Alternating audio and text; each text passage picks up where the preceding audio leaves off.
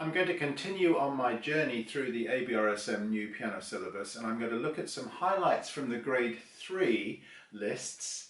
So what I've done is I've chosen an A piece, a B piece and a C piece that I think would make a good video. Not necessarily that I think are the best pieces, but you will find in the online academy coming up very shortly a whole series of video walkthroughs on each grade where I go through each piece in quite a lot of detail in a video walkthrough setting, rather like this, but in much more depth.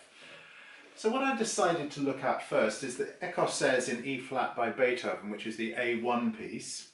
Now when you look at it first glance, it looks all very square. The left hand just moves in crotchets all the way through.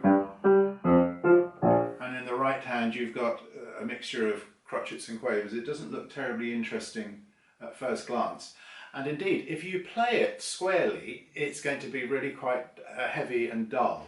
So we want to avoid heaviness and just give this piece some flexibility.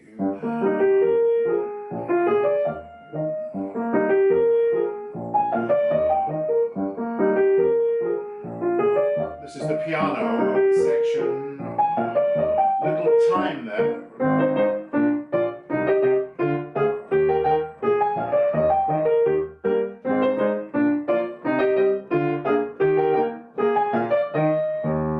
And what I did was allowed it to move a little bit so that it starts off a little under the tempo and moves forwards and then comes back. So this kind of ebb and flow would be important in this piece. Otherwise, as I say, it's going to sound rather square.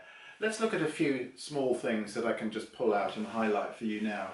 Just about some ways that we can overcome some problems that we might find, technical problems, practice problems. So the first one is in bar 1, where we've got this E flat major chord broken up. And you notice there what I need to do in order to keep free is I need to move my hand rather than locking the hand into this position, which is immediately going to cause me tension.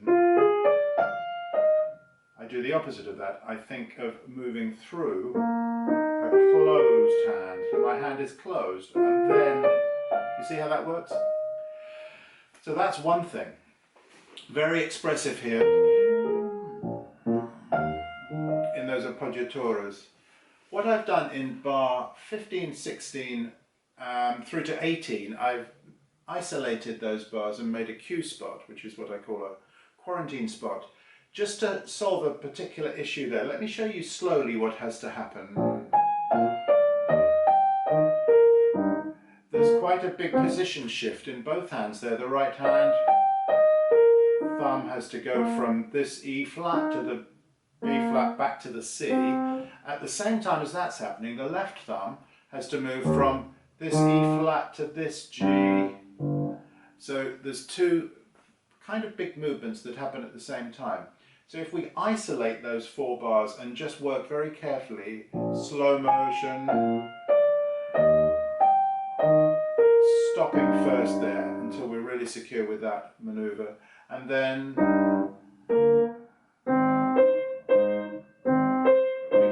the last part of that. We can also stop bar by bar. We can make bar chains when we're happy with that. When we're happy with that. See how this works? And then from bar chains to 2 bar chains. And little touches of pedal, I think, here would be appreciated and appropriate. Touches, so maybe on the first crotchet. The left hand, of course, we can block out in octaves before we do anything else. So that's my A piece. The B piece, yeah, I've selected this rather lovely, it's called Anastasia by McDonough, who was born in 1982, and it's a little waltz in F sharp minor. Rather beautifully put together. She has requested at the bottom here, aim for a beautiful singing legato sound in the right hand. Think of the long phrases and try not to allow any interruption. So if I just, let's have a little look and see how we make a beautiful singing legato sound on the piano. Part of it is shaping, a big part of it is shaping, how we want to shape the line that comes from how we might sing it. Let me give you the key.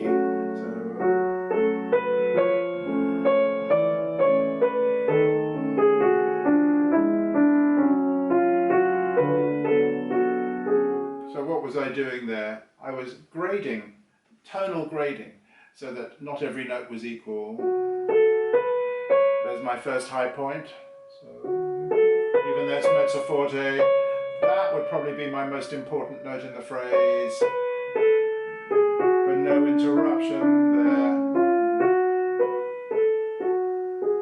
Do you feel how I made a diminuendo as I went through the phrase to taper it off?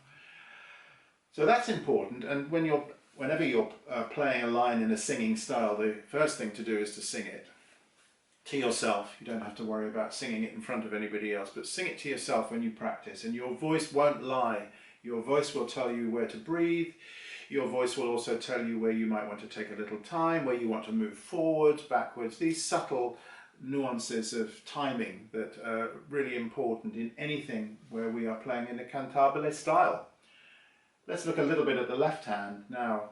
The composer has said here, the lower voice is the more important of the two in the left hand. So to create the correct balance in sound, ensure that the inner voice is always softer than the right hand and the lower voice. Now the inner voice, let me show you what the left hand's made up of. A bass note, a bass line.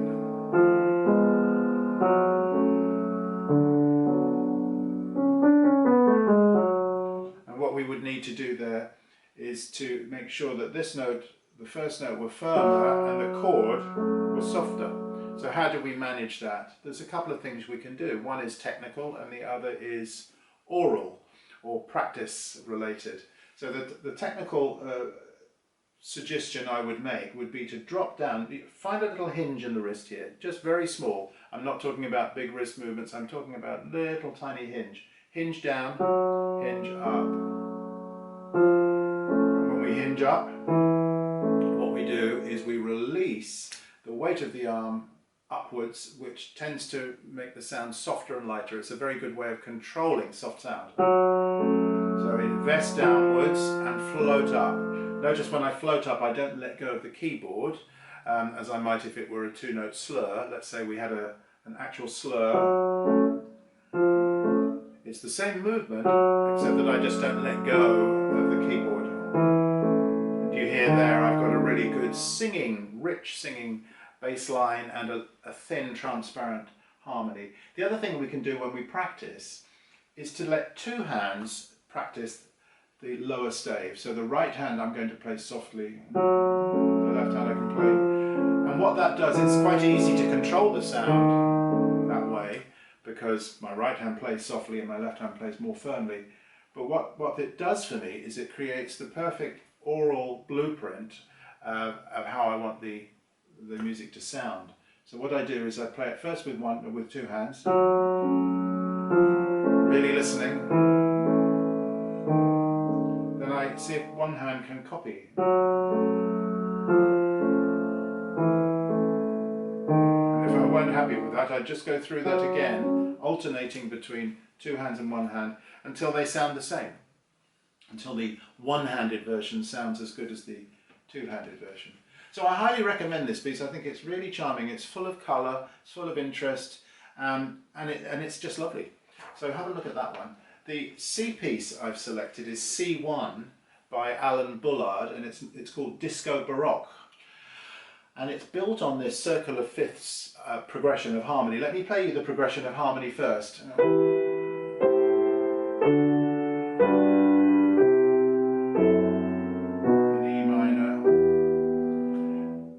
Stock standard progression, we find it all over the place.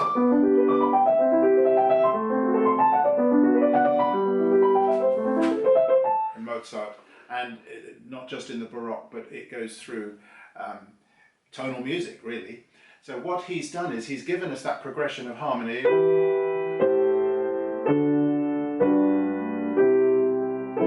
And he's come up with variations. So let me slow it down for you. The first well, the original is this.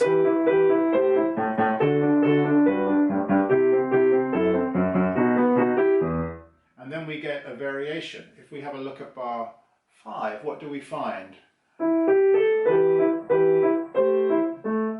First of all, the right hand is now slurred and syncopated.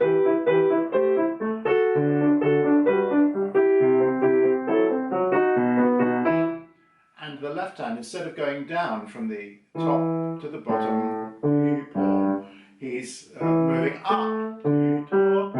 Same notes but in a different octave. So there's at least two distinct differences between, it's not really a variation as in variation 1, but I called it variation 1. And then you get your B section. Let's look at the B section in a minute, and I'd just like to have a quick squint at the second variation, which, again, same progression, of course.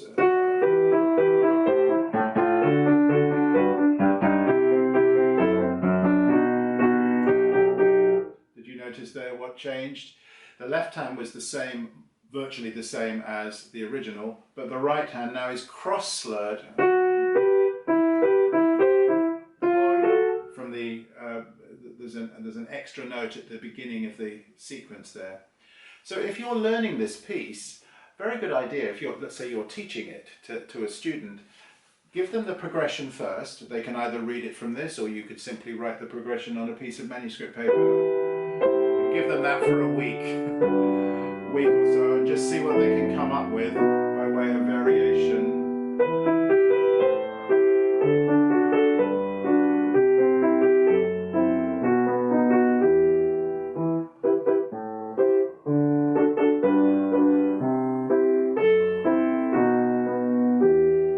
How many variations of that can you or your student find? If you can do that first, it would really help them when they came to this piece to find out how Alan Bullard changes or varies that, or yet rather uses that progression of harmony to improvise on. The grade 3 lists are full of wonderful pieces. Those were just 3 that I selected because I thought they'd make a good presentation here. Do check them out, and do also check out the Online Academy's new series of video walkthroughs and ABRSM exam resources to be published very soon.